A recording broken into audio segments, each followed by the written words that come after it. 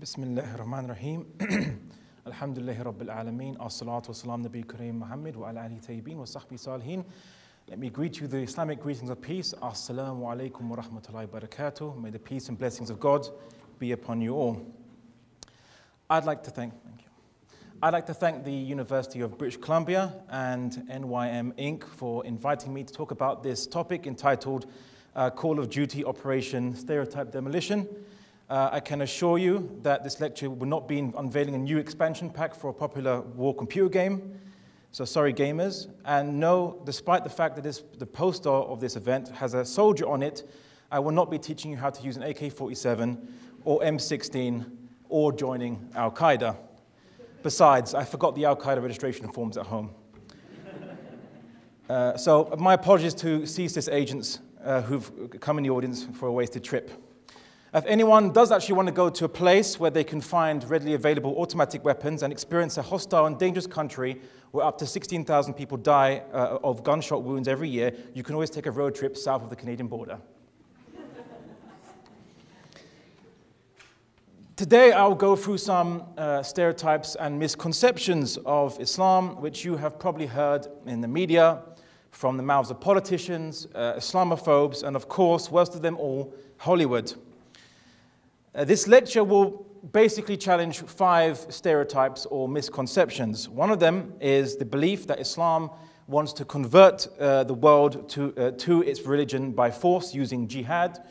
Secondly, that Islam is violent and jihad is about killing non-Muslims just because they're not Muslim. The third misconception is that Islam oppresses non-Muslims living in Islamic lands by dint of the Sharia. The fourth one is that Islam oppresses women, and the fifth one is that Islam creates backwardness or backward countries.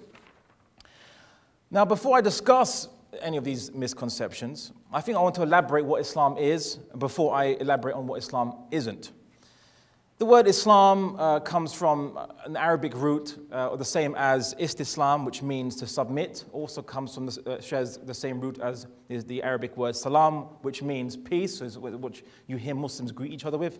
Assalamu alaikum, peace be upon you, or Pax Vobiscum if you're Catholic.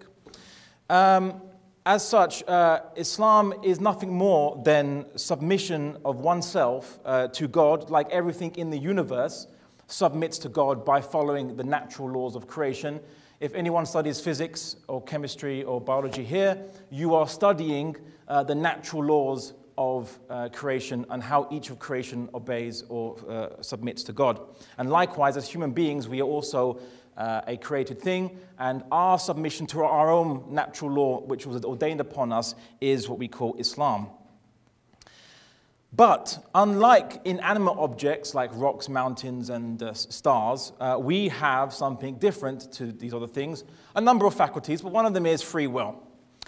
And free will is part and parcel of our existence. We have to, as Muslims, we believe that God has given us free will to enable us to choose to either submit to our natural law or choose not to submit and to deny the truth and to do something else other than our intended purpose.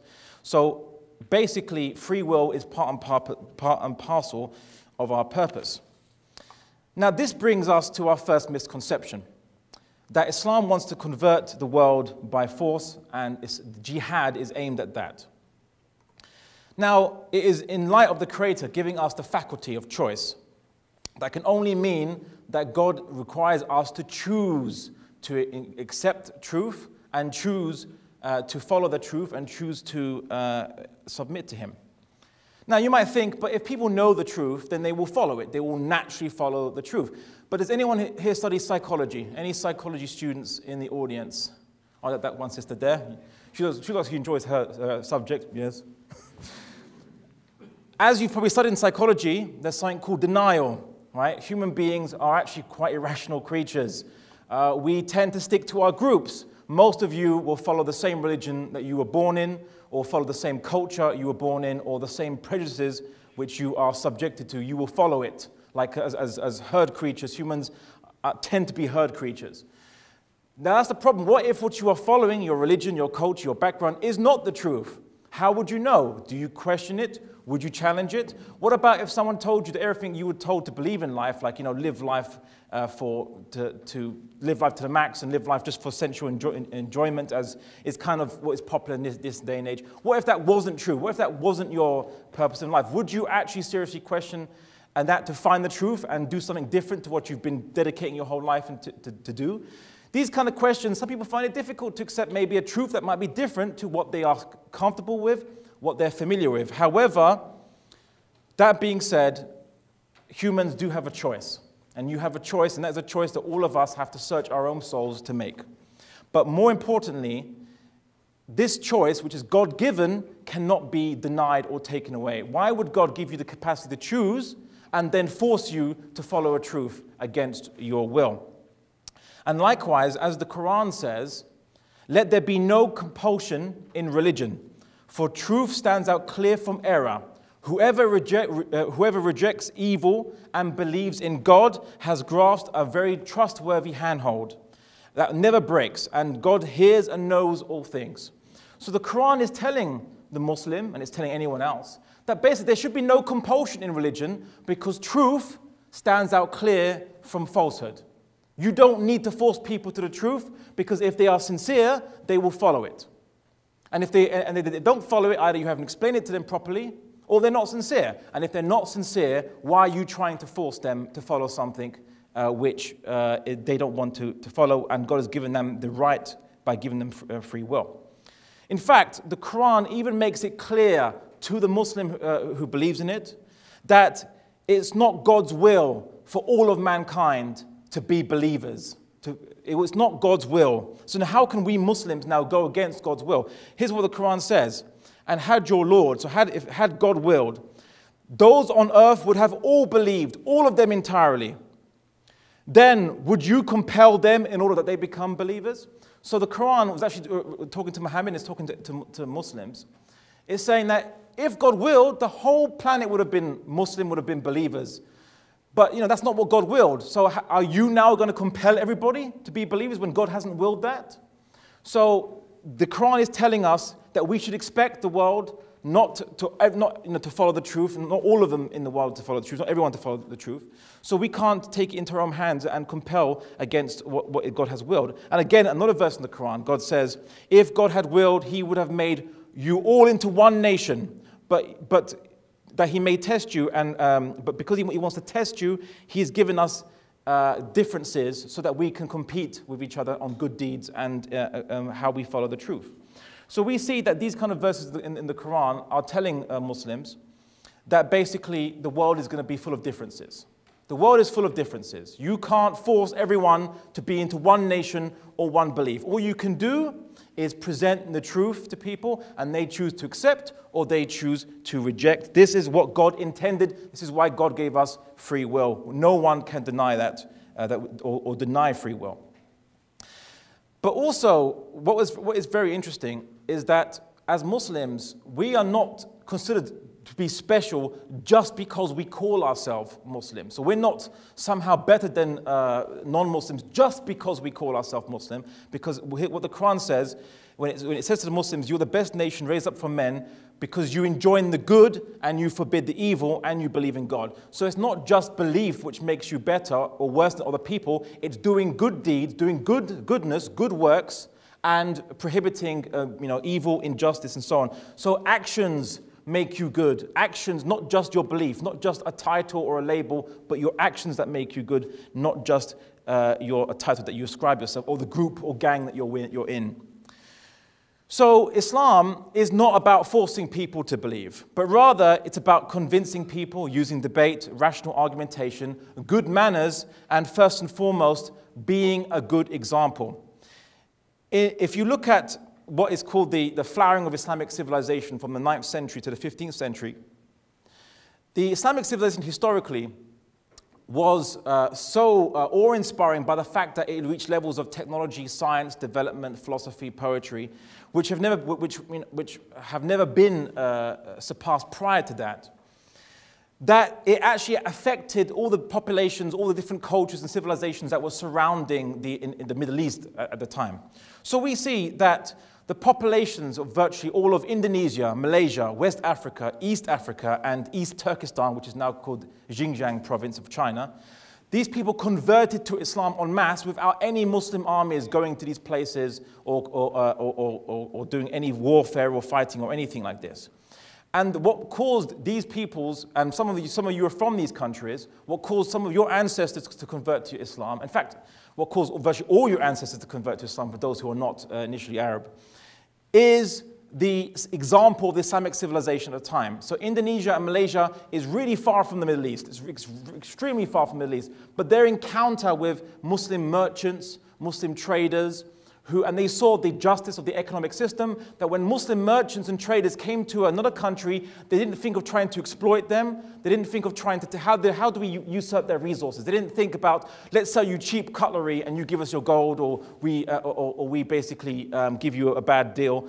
It was civilized, it was just, it was fair, and they saw that and they were impressed and they converted to Islam. So the thing that has converted people to Islam the most has actually been the good example of Muslims historically. Not, as people would tell you, as Islamophobes would tell you, or the media would tell you, by the sword. Islam was spread by the sword, like it's somehow some synonym for cream cheese. You spread it on your toast. So spread it. Yeah, butter was also spread by the sword as well. Well, butter knife. Anyway, so I think a question is, then where did this idea that Muslims are expansionist and they want to basically conquer the world and force people to follow their law system or force people to follow their religion, where did this actually come from?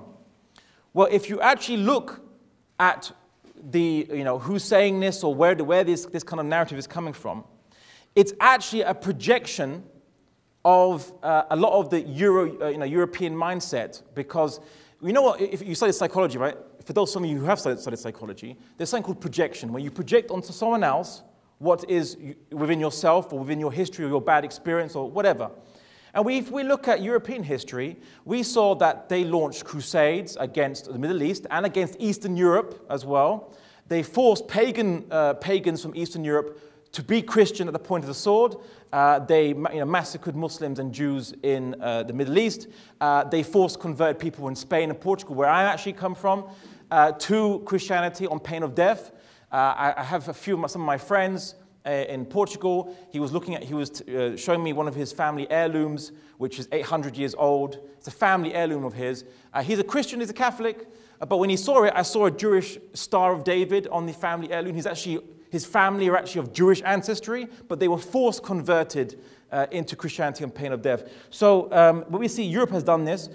Not only was it just forced conversions of Catholicism on many natives around the world, from South America to North America to the Indies, but we also see that even in this current day and age, we see the idea of the West going to other countries and forcing their systems onto other people, so forcing democracy on people, bombing people for democracy, fighting against communism and pushing forward their Western capitalistic system or liberalistic system. This happens to this very day, where they say you can actually invade a country to spread your own system. So when they see Islam and they say, oh, Islam is a comprehensive way of life, they say, oh, well, they want to do what we want to do. If they had power, they'd do exactly what we do. And they've projected onto Islam exactly what they have done historically to many countries. And the reason why they project onto others, the reason why they want to spread the ideology by force is because in the current Western ideology, which is you could say political individualism, sometimes it's called capitalism, it's economic aspect, or in liberalism, or it goes by different names. They argue that since freedom and liberty, or their understanding of freedom and liberty, everyone believes in freedom and liberty, but we have our own, each culture and civilization has their own understanding of that. But the Western understanding of freedom and liberty is kind of unilaterally declared to be universal. So every human has a right to the Western concept of freedom and liberty. So if any state is not ruling by the Western concept of freedom and liberty, then it is an illegitimate state and can be invaded, and its regime can be overturned, and the people will, well, as Rousseau said, we will force people to be free if they don't want to. Now, like if I said, Sharia is universal. Everyone has a right to be under Sharia law. Therefore, we're going to conquer every country and force people to have Sharia because it's their right to have Sharia upon themselves, whether they like it or not. I would sound like a totalitarian. I would sound like someone who is expansionist, who wants to force people into my way of life. But this is precisely the rhetoric of Western politicians when they talk about other people's countries, how they want to change these countries. The only countries they can't change are those who are too military powerful, like China. Yeah, try spreading democracy there. Good luck on that one. Anyway, so Islam does not believe in forcing its system on other people, and I will get to a bit more on that bit later. But of course, Muslims aren't pacifists. Islam isn't a pacifistic religion, but it aims at creating peace, and I will show you how it aims to create peace. So I think the question is jihad. What is jihad? What do we mean by this? Now, of course, in the Arabic language, jihad, or comes from the root jahada, which kind of means to struggle. So when you're facing a challenge, you try to overcome a challenge, and it could be used generically. So you're studying for your exams, you are doing jihad in the university. Don't say it out loud, of course, but you are trying to pass your tests or exams, and you're studying hard. But jihad also in the Islamic legal sense obviously means a just war or justified conflict or justified fighting. And it's similar to the just war tradition which you have in Christianity and in, I suppose, some Western discourse, the idea of the just war, fighting for justice. But it is not a blanket kind of check to go to any country or any people and fight and kill them. Islam commands us, and the Quran commands Muslims to be peaceful to those who are peaceful. So we see in the Quran, Allah subhanahu wa ta'ala, God commands us saying, Allah forbid you not with those who fight you not for your faith, nor drive you out of your homes, from dealing kindly and justly with them, for God loves those who are just. So if people do not fight you for your belief, and they don't kick you out of your homes, then you're not forbidden from dealing justly with these people and kindly with these people, and God loves people who are just. Another verse in the Quran says that if they retire from you and they did not fight you and they offer you peace, then God does not make for you a way against them. So if people do not fight you and they offer you peace, then God does not give you any way or any excuse that you can use to fight them. We see that there is reasons for fighting, though, and there are justified reasons. When the Quran says, for example, in Surah Baqarah, that firstly, we consider the concept of oppression worse than killing. And the Quran says oppression is worse than killing as a concept. Why is that?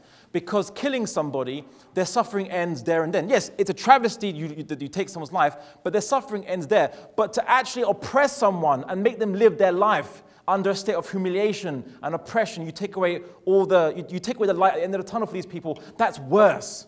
That is worse than killing them. And Islam believes oppression is much worse than killing. And so the Quran then tells Muslims, and it actually speaks to Muslims who don't want to fight for those who are being oppressed. It says, and what is wrong with you that you fight not in the cause of God for the weak and the oppressed amongst men, women, and children who say, our Lord, rescue us from this town whose people are oppressors, and give us from you a protector, and give us from you a helper. So what is wrong with us that we fight not for those weak and oppressed on the earth who are men, women, and children who cry out for help? Why are we not helping them?